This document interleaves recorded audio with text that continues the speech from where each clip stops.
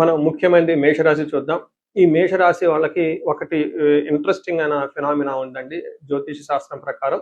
వీళ్ళకి ఏలినాటి శని ప్రారంభమైంది. అయితే ఏలినాటి శని చాలా ప్రథమ దశలో ఉండటంతో ఎక్కువగా వీళ్ళకి ప్రాబ్లమ్స్ అనేది రాలేదు. అంటే గురువు వీళ్ళకి 3వ స్థానంలోంచి 4వ స్థానంలో మారటం ఉండటంతో వీళ్ళకి మిక్స్డ్ అయిన రిజల్ట్ ఉంటుంది. అంటే గురువు వీళ్ళకి ఇబ్బంది పెడతారని చెప్పలేం, అలానే చక్కగా సపోర్ట్ ఇస్తారని కూడా మనం చెప్పలేం. మనకి ముందుగా మహర్షులు ఏం చెప్తారో చూద్దాం. దాన్ని బట్టి మన రియల్ లైఫ్ లో ఎలా ఉంటుందో కూడా మనం చూద్దాం. గురువు వీళ్ళకి 4వ స్థానంలో ఉండటంతో ఏమవుతుంది?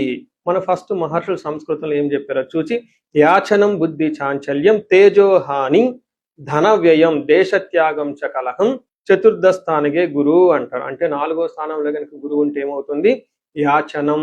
అప్పటిదాకా మీరు చక్కగా డిగ్నిటీగా ఉండి ఎవరిని ఏ ఒక్క విషయంలో కూడా ఎవరిని సపోర్ట్ అడగకుండా దర్జాగా డిగ్నిటీగా ఉన్న మీరు కొన్ని సందర్భాల్లో మీకు ధనం అవసరమయ్యి వేరే వాళ్ళని అడగవలసి వస్తుంటుంది. వేరే వాళ్ళ యొక్క సపోర్ట్ మీకు కావాల్సి వస్తూ ఉంటుంది. అంతేకాకుండా బుద్ధి చాంచల్యం, రకరకాల ప్లాన్లతో రకరకాల ఆలోచనతో మీరు ముందుకు వస్తూ ఉంటారు.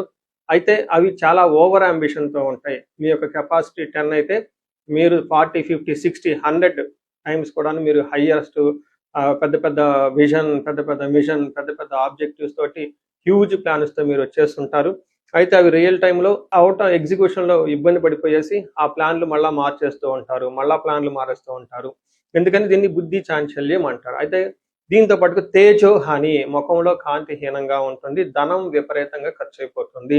తర్వాత దేశ త్యాగం, ఇది చాలా ఇంపార్టెంట్ అండి. మీరు ఉన్న ప్లేస్ నుంచి జాబ్ ట్రాన్స్ఫర్లు అవ్వటం, ఫారిన్ వెళ్ళటం, లేదంటే ఉన్న ప్లేస్ నుంచి కంప్లీట్గా డిఫరెంట్ లొకేషన్కి వెళ్ళిపోయే అవకాశంతో పాటుగా కలహం, గొడవలు కూడా అవుతూ ఉంటాయి అని చెప్తారు.